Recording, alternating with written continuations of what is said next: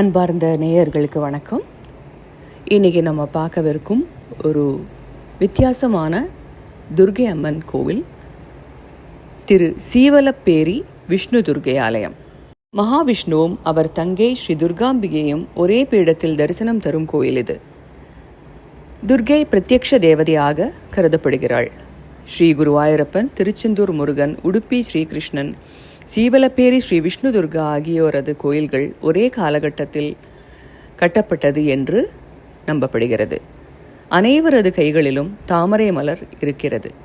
அன்னையின் அருளிற்கு பாத்திரமான குருமுனி அகத்தியர் வழிபட்ட தலம். இத்திருக்கோயிலில் தங்க கொலுசுடன் காட்சி தருகிறாள் அம்பிகை. ஆலய பிரகாரத்தில் சிந்தாமணி விநாயகர், பாலசுப்பிரமணியர், குருவாயூரப்பன், ஆஞ்சநேயர் மற்றும் நவகிரக சன்னதி உள்ளது. ராஜகோபுரத்தில் தங்க கவசம் வைக்கப்பட்டுள்ளது. கோபுர அமைப்பும் சன்னதியும் பூரி ஜெகநாதர் ஆலயம் போல் அமைக்கப்பட்டுள்ளது. மகாவிஷ்ணுவின் பாதத்தில் மீது மீன் சின்னம் பொறிக்கப்பட்டுள்ளது.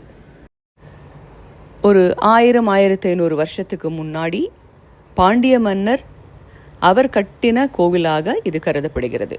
பொதுவாக துர்க்கை உக்ரத்துடன் காட்சி தருவாள். ஆனால் இந்த கோவிலில் விஷ்ணு விநாயகருடன் ஒரே பீடத்தில் சாந்த ஸ்வரூபிணியாக அருள் பாலிக்கிறாள்.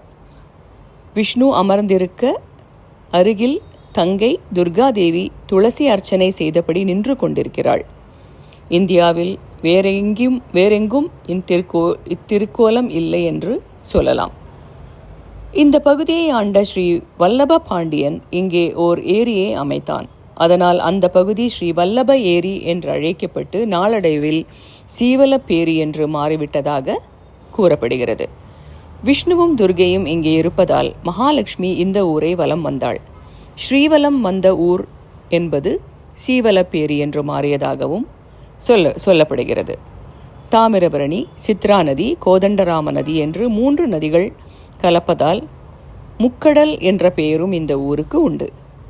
இந்த ஊரை சுற்றி வடக்கு வாசல் செல்வி, முப்பிடாரி அம்மன், மாகாளி, ஆனந்தவல்லி, உச்சிமாரி, காத்தாயி, முத்தாரம்மன், உச்சிமாகாளி ஆகிய அஷ்டதேவதைகள் இருப்பது மிகவும் சிறப்பானது. துர்க்கையம்மன் சந்நிதியின் பின்புறம் தியான மந்திர் எனப்படும் பிரார்த்தனை அறை கட்டப்பட்டுள்ளது. 8 பட்டைகளாக அமைந்திருக்கும் இந்த இடம் அஷ்டதிக்பாலகருக்குள்ளானது. மேற்புறம் பிரமிட் வடிவத்தில் அமைக்கப்பட்டுள்ளது. இயற்கை காற்று உள்ளே வரும்படி செய்த மண்டபம் தியானத்திற்கு மிக ஏற்றதாக அமைந்துள்ளது. சீவலப்பேரியை பற்றிய மகாத்மியத்தை பார்ப்போம். ஒரு சமயம் அசுரர்களுக்கும் தேவர்களுக்கும் யுத்தம் நடந்தது. இறுதியில் தேவர்களுக்கே வெற்றி. சோர்ந்து போன அசுரர்களின் தாயான திதி தேவி தங்களின் குலகுருவான சுக்ராச்சாரியரிடம் வந்து புலம்பிவிட்டு மாய மந்திரங்களை நன்கு அறிந்திருந்த அசுரர்களை காப்பாற்ற போர்க்கோலம் கொண்டாள்.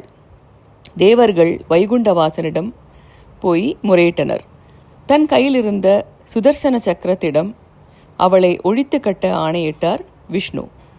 விஷ்ணு சக்கரம் பகவான் மகாவிஷ்ணுவின் ஆணைப்படி நிமிட நேரத்தில் அவளது தலையை அறுத்தது. மிகுந்த உவகையுடன் திரும்பவும் விஷ்ணுவிடம் வந்தடைய நினைத்தது முடியவில்லை. வந்த வேகத்திலேயே சூரிய சந்திர துருவ மண்டலங்களை சுற்றி கொண்டிருந்த சுதர்சன சக்கரத்துக்கு பயம் வந்தது. நாராயணின் கைகளில் இருந்த நமக்கு ஏன் இப்படி ஒரு நிலை? மிகவும் வருந்தியது. எதிரில் கபில முனிவர் வந்ததும் சுதர்சன சக்கரம் அவரை வணங்கி விஷயத்தை கூறியது. கபில முனிவர் சுதர்சனரிடம், நீ நாராயணன் உத்தரவால் நல்ல காரியம் செய்தாய், ஆனால் அதிலே ஒரு பாவம் உன்னை பற்றி கொண்டு விட்டது என்றார். அசுர குலத்தை சேர்ந்தவள் என்றாலும் பெண்ணை கொன்றதால் பெண் பாவம் உன்னை நாராயணரின் கையில் அமர முடியாமல் செய்கிறது என்றார் கபிலர். சுதர்சனர் முனிவரிடம் பாப விமோசனம் கேட்டார். அவர் பாரத பூமியில் தென்னாட்டில் தாமிரபரணி ஓடுகிறாள். அவளுடன் மேலும் 2 நதிகளும் கலக்கும் இடத்தில் நீராடி ஸ்ரீ நாராயணரையும் ஸ்ரீ துர்காதேவியையும் வணங்கினால் சாபம் நீங்கி ஸ்ரீமன் நாராயணரின் கைகளை சென்றடைவா என்று கூறி அருளினார். சுதர்சன சக்கரம் சந்தோஷமடைந்தது. நேராய் சீவலப்பேரி சென்றது. திருவேணியை நெருங்கிய போது அங்கு முனிவர்கள் பலரும் நீராடி கொண்டும் பூஜைகள் செய்து கொண்டும் இருந்தனர். இது புண்ணிய பூமி என்றுணர்ந்து நீராடி ஸ்ரீ விஷ்ணுவையும் துர்கேயையும் பூஜை செய்தது. அப்போது வானிலிருந்து அசரீரி ஒன்று எழுந்தது. சுதர்சன சக்கர மகாராஜாவே, நீங்கள் பாவத்திலிருந்து விலகி சுத்தனாக மாறிவிட்டீர்கள். உலக நன்மைக்காக அஸ்வமேத யாகம் செய்யுங்கள் என்று சொல்லி முடித்ததும் வானிலிருந்து பூமழை பொழிந்தது. சிவபெருமான் பார்வதியோடு ரிஷப வாகனத்தில் அமர்ந்து தரிசனம் தந்தார்.